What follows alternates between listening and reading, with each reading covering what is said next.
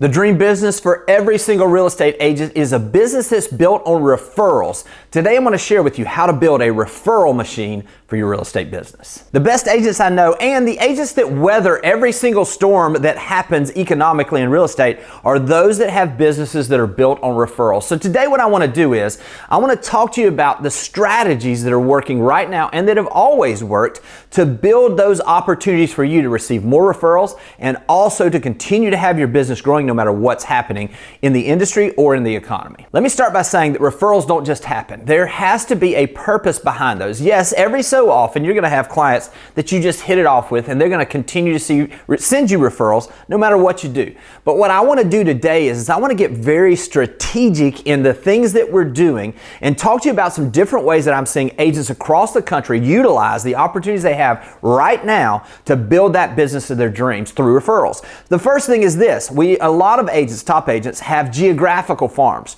But one of the best things you can do to generate referrals is to begin building a digital farm for other realtors in other markets. Now, let me tell you what this looks like. You're meeting agents when you're out and you're at conferences. You're meeting agents through social media. You've had referrals in the past. Whatever it is, you have friends that are real estate agents in other markets. Whatever it is, I want you to think about building an email list of other agents in other markets. And I want you to be strategic about this. These are things that you can do that will help build that list. Think of everybody you know. Same thing we always do when we're starting in real estate. We're starting this referral digital farm for you. Think of every agent you know.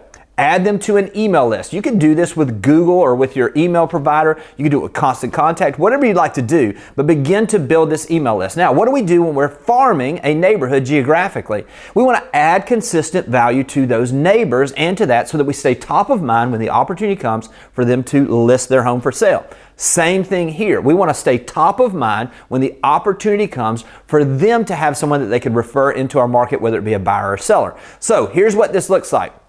Once you have the email list, at least once a month, I want you to share an email with something that you found that either helped your personal business or something that you found that you're working on in your business. Now, think of it this way. If I'm an agent and I receive something from another agent that says, templates for the 6 direct mail pieces that worked best for me last year, I'm opening that email. I'm going to get value from that. And then what I like to do is I coach agents to go in and do a video where you're explaining each of these digital components. So in other words, it would be like, hey, today I'm going to share with you the 6 different things that I've done as far as direct mail, give you examples of the pieces so that hopefully you can utilize them in your business to help you generate more business. Now, we're going to think from a place of leading with value. When we lead with value and we give them an opportunity to learn how to grow their business, I'll promise they'll keep you in mind. Now, at the end of this, or in the body of the email, what you might want to start with, because we're going to have the video, we're also going to have a type portion, and we're going to have those attachments as well.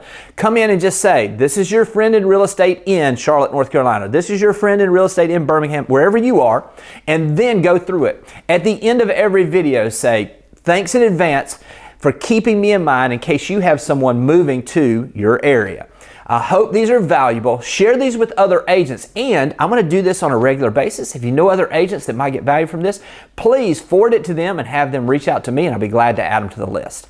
This is a way that you can grow, that you can lead with value, and that I promise you, if you continuously do these things, then you're going to get some of the opportunities for those referrals to come in. Now, think of it this way too. If you don't have something that you can share one of my videos. Share a take from something. Maybe you are a part of listing leads that Jimmy Mackin and Tom Ferry do. Maybe there's one piece that you saw in there that really stood out. Share that with them. Maybe you're part of AIM, the AI marketing group that Jason Pantana does. Maybe you're part of that and you've seen one thing that he shared that was a really good idea. It doesn't just have to be your ideas. It just has to be the best idea that you've seen to help you grow your business that you know will help other agents. When you lead with value, you're going to get value back. The second thing is to stay top of mind with your past clients as well as your sphere of influence. Now, this can be done a number of different ways, but one of the best ways to do this is to make a friends list of the people that you have that are most important. I like to have an MVP list. So it may be 50, it may be 100, it may be 10, whatever. One is better than none.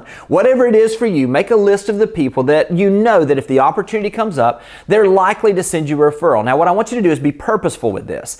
You want to come from a place of checking checking in with them, but we don't want to say just checking in with you. What we want to do is we want to notice their social media. We want to DM them, congratulating them on their child's graduation, congratulating them on whatever happened at work, whatever it is they're posting on. That vacation looked amazing. Hope you guys are doing well. These are ways that we can just stay top of mind. You don't have to ask them for referrals. You don't have to do those things. You just need to stay top of mind. And by staying top of mind, I promise those opportunities are going to come forward for you. Make sure you have your MVP list of those folks that you know are most likely to send you those referrals, and stay in touch with those folks. The third thing to do is to build relationship with agents that have gotten out of the business. Look, the market has been difficult the last few years, and odds are it's probably we still have a few things to work out before we really start taking back off. You're going to notice there are a lot of people that were in your office or people that you knew that got into real estate, did really well during COVID, or maybe they got in thinking it was going to be easy and then realized, wait a minute, this isn't what I thought. Maybe they've taken a part-time job, or maybe they've taken a job and they're not full-time in real estate now, or they've gotten out of the business. Contact these folks and build opportunity with them. Most companies have a referral company. I know we do it real, where basically there's no fees. You have one fee a year, but you have the ability, you don't have to be a member of the MLS, but you have the opportunity to receive referrals for your license, even though it's not active with the local MLS.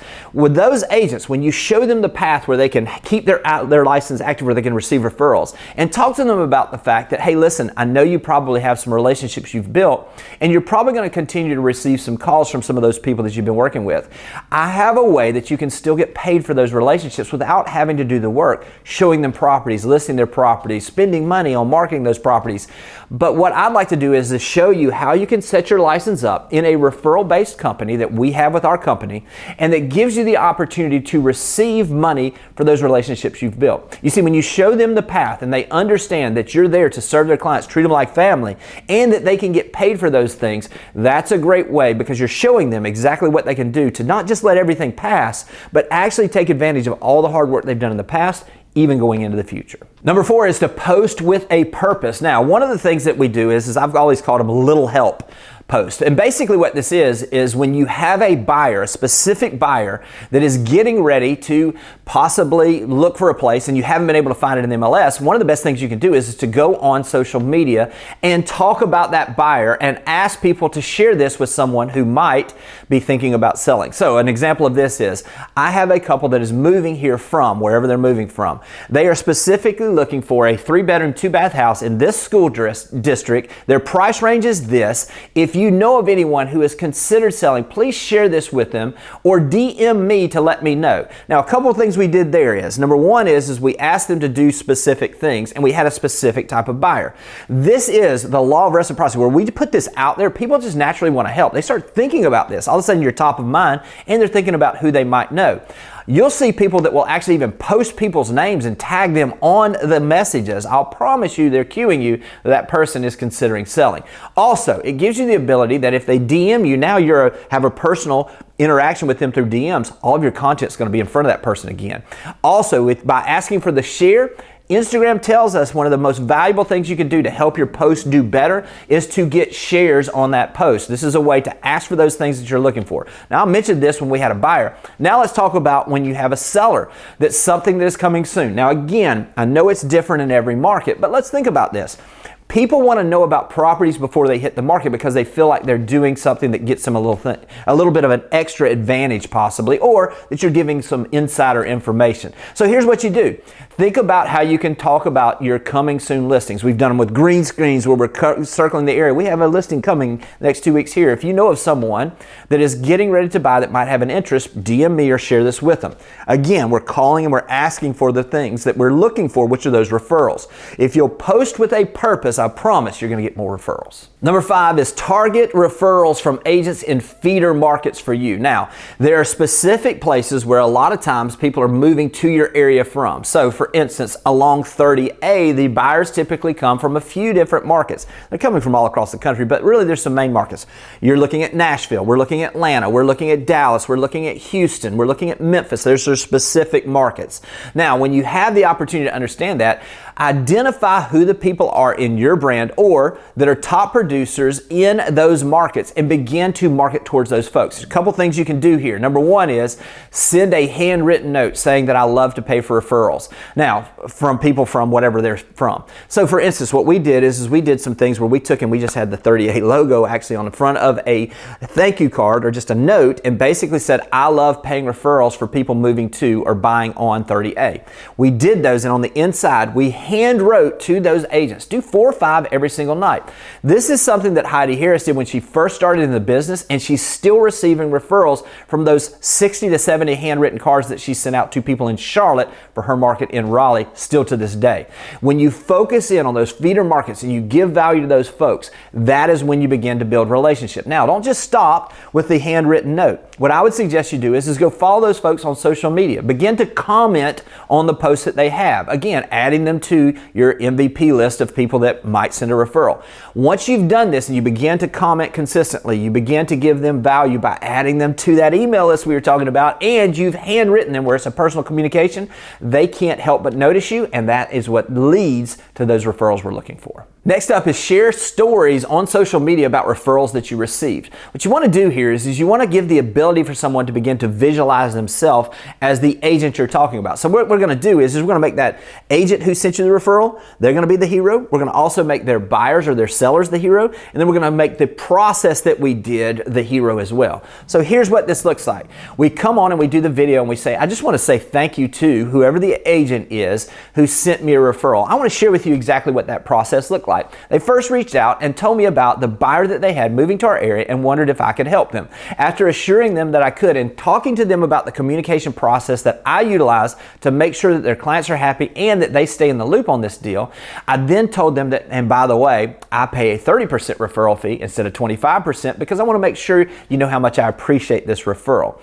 After then sending over that referral agreement, we began the communication with the buyer. The buyer was coming to town, and what I did is I went ahead and with my process, I went ahead and recorded a couple of walkthrough videos of some houses that, based on our conversation, might fit their criteria. They began to tell me what they liked and didn't like about those, and ones that they definitely wanted to see when they were coming to town. This saved them time from them coming into the area. Also, I communicated with the other agent so that they could see what was happening in the process, so that it was a smooth handoff and that they understood that their clients were being taken care of at a very high level. We ended up finding the perfect home for them, getting them under contract. We made the process great for their people, and in turn, that made them appreciate their agent that had referred them to me even more. If you've got someone that's moving to this area and you'd like the same process and white glove treatment we gave for those clients, please reach out, and I'd love to treat your people like family and give you a 30% referral fee as well. When you do those things and you share those things on social media,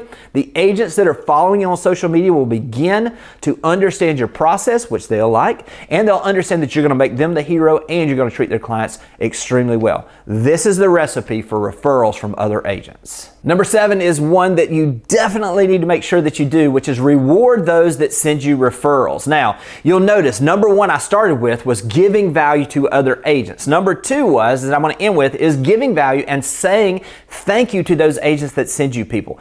I would almost go over the top with this. Just like you do a closing gift to many of your buyers or sellers, I would suggest that you should give a closing gift to that referring agent. Make sure they know how much you appreciate that referral and how much you are looking forward to the next referral they will send you. You see, when you reinforce the things that they did for you that you appreciated, and by showing your gratitude, you'll get more of those things. I hope this has been helpful. Get out there, add some value to agents, become the agent that is building a business based on referrals. If you'll do these things, I know it's going to help your business. Take care, and I'll talk to you soon. Thanks for watching the video. I specifically chose the video below for you because it builds on the one you just watched. I hope it's helpful, and I'll talk to you soon.